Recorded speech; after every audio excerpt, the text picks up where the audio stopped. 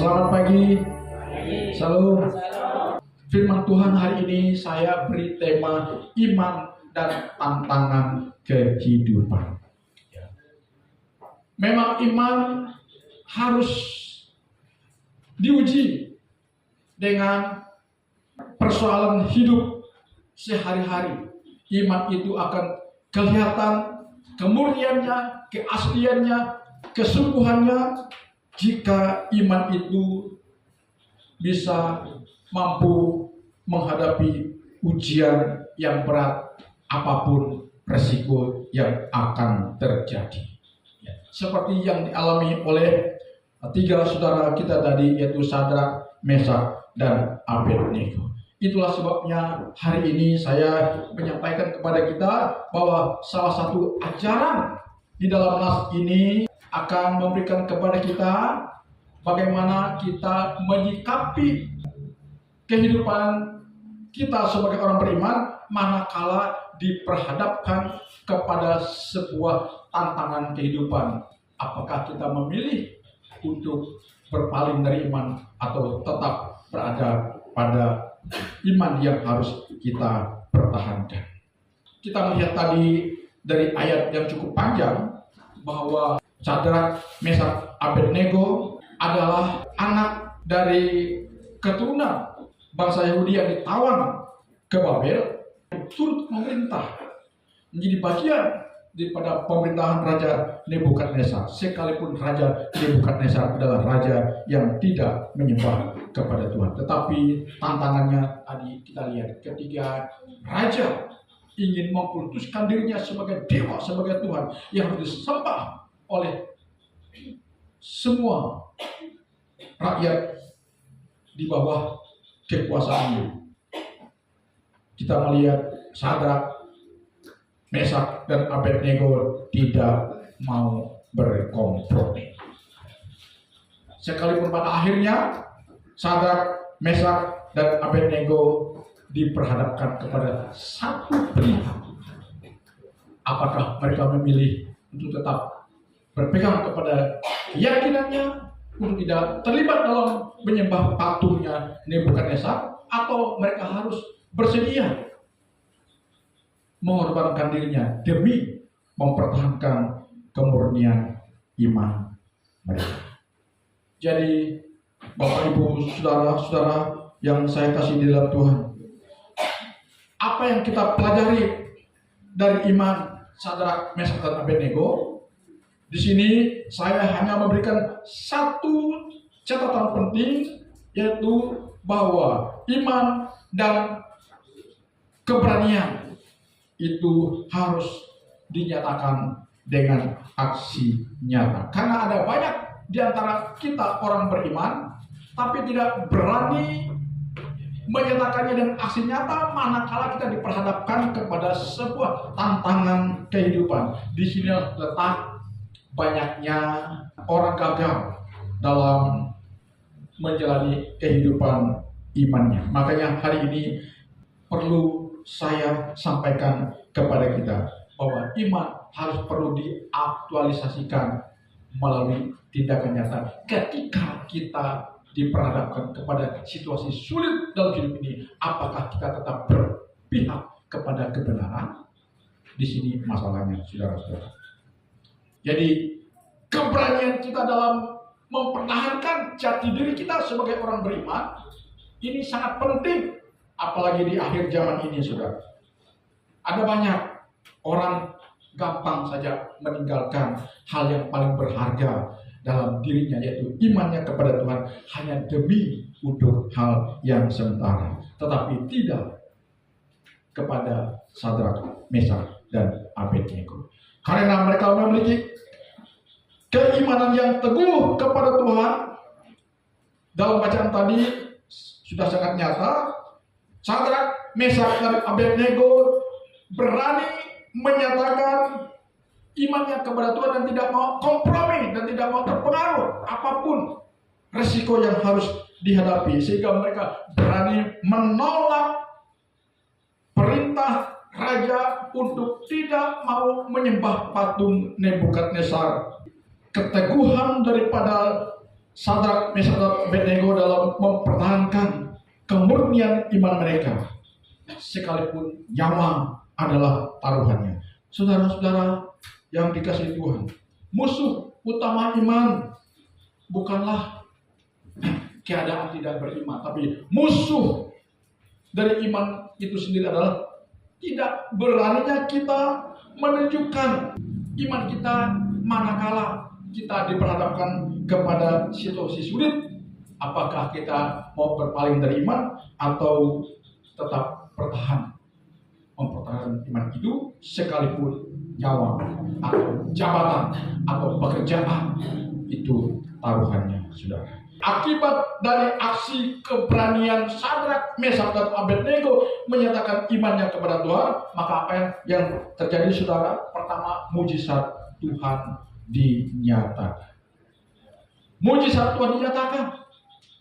Jadi kalau saudara benar-benar sebagai orang beriman dan saudara berani, sekalipun nyawa taruhannya atau jabatan penting kita atau pekerjaan kita, kalau kita berani, percayalah Tuhan pasti akan membela kita. Kita lihat sana pembelaan Tuhan kepada Sadrak, Mesak, dan Abednego dengan dinyatakannya mujizat Tuhan. Ketika mereka menolak titah baginda Raja Nebukadnezar, maka Sadrak, Mesak, dan Abednego dilemparkan ke dalam api yang menyala-nyala. Tapi ketika mereka dilemparkan ke dalam lautan api yang panasnya luar biasa, mereka tidak mengalami celaka atau mati.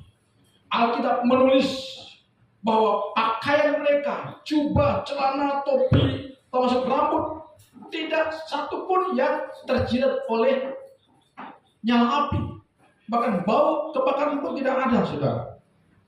Ini adalah mujizat, saudara. Mujizat dinyatakan dan pembelaan Tuhan dinyatakan kepada Sadrak, Mesak, dan Abednego. Dan ketika raja melihat bahwa Tuhan menolong mereka, Tuhan membela mereka, maka kita lihat endingnya nanti, raja pada akhirnya menaruh kagum dan menyatakan kepada Sadrak, Mesak, dan Abednego, disaksikan oleh para petinggi kerajaan bahwa raja memberikan titah para siapa yang menghina Tuhannya, Allahnya Sadrak, Mesak, dan Abednego, maka mereka akan dibumi hanguskan atau harus dienyahkan dari muka bumi. Artinya apa, saudara-saudara? Setelah mujizat Tuhan dinyatakan, mujizat Tuhan dinyatakan, pemeliharaan Tuhan, pembelaan Tuhan dinyatakan kepada Sadrak, Mesak, dan Abednego, Tuhan disaksikan dan dimuliakan. Sampai-sampai Raja Nebukadnezar heran ketika 3 orang tadi dilemparkan ke dalam lautan api menyala-nyala. Sambil mereka menyaksikan apa yang akan terjadi, itu ada keheranan. Kok tadi yang dilemparkan 3 orang? Kok tiba-tiba ada 4 orang di dalam lautan api tadi? Kemudian yang 1 orang itu, kata Nebukadnezar, raja, seperti anak dewa. Siapa yang ada bersama dengan Sadrak, Mesak, dan Abednego? Boleh kita jawab, apakah itu malaikat Tuhan atau Tuhan itu sendiri? Yang penting, yang jelas, Tuhan ada bersama dengan mereka. Katakan amin. Sehingga mereka tidak binasa atau tidak celaka.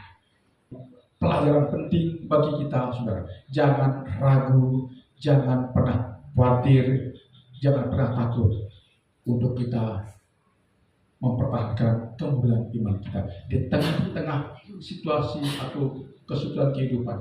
Jangan sampai kita mengorbankan iman kita kepada Tuhan Yesus Kristus.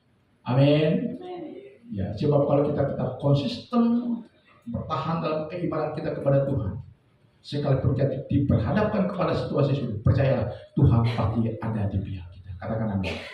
Tuhan pasti ada di pihak kita. Dia tidak akan tutup mata. Saya sudah banyak menyaksikan betapa rapuhnya kebanyakan orang Kristen dalam hal keimanan atau mempertahankan iman. Iman yang sejati itu akan terbukti manakala kita diperhadapkan kepada situasi sulit. Kita sudah hidup menjelang akhir zaman, maka kemurnian iman kita sangat dituntut. Jangan lagi main-main dengan masalah iman. Ya, jangan lagi main-main. Kalau sungguh-sungguh, ya teruslah sungguh-sungguh. Jangan asalan, saudara. Ya, jangan gara-gara sesuatu yang sifatnya menarik atau yang sementara, lalu kita korbankan sesuatu yang sangat berharga, yang ujung-ujungnya mencelakakan kita. Percayalah, jika kita tetap bersama-sama dengan Tuhan, maka Tuhan itu pasti akan terus bersama-sama dengan kita. Dia akan menyatakan kuasa kasih pembelaannya kepada kita. Seperti lagu yang kita nyanyikan tadi. Setiap musim yang kita jalani, kita percaya sehari rambut kita pun tidak akan pernah terjatuh tanpa seizin Tuhan. Demikian janji Tuhan kepada kita, orang yang mampu mempertahankan kemurnian imannya. Jadi kepada kita semua, khususnya kepada generasi muda, kami hendak mengingatkan kita hari ini, ya marilah, kalau kita sudah punya iman dan keyakinan kepada Tuhan Yesus Kristus bahwa tidak ada keselamatan di luar Yesus, maka pertahankan iman kita. Amin. Ya, jangan pernah tergiur dengan hal-hal yang sifatnya sementara, walaupun itu nampaknya menarik hati. Tapi kalau saudara tergiur dan saudara berpaling dari iman, maka siap-siap aja saudara mengalami konsekuensi atau akibat yang sangat tragis. Saya tutup akhiri renungan ini. Pertahankan iman kita kepada Tuhan. Percayalah, jika kita sungguh-sungguh dengan Tuhan, situasi sulit yang bagaimanapun yang sedang atau yang akan kita hadapi, percayalah Tuhan pasti akan menyatakan kuasanya kepada kita untuk menolong kita. Dia tidak akan pernah tutup mata terhadap pergumulan anak-anaknya. Dia pasti akan menyatakan pembelaannya kepada kita. Ya. Sebab orang yang mengandalkan Tuhan tidak akan dipermalukan.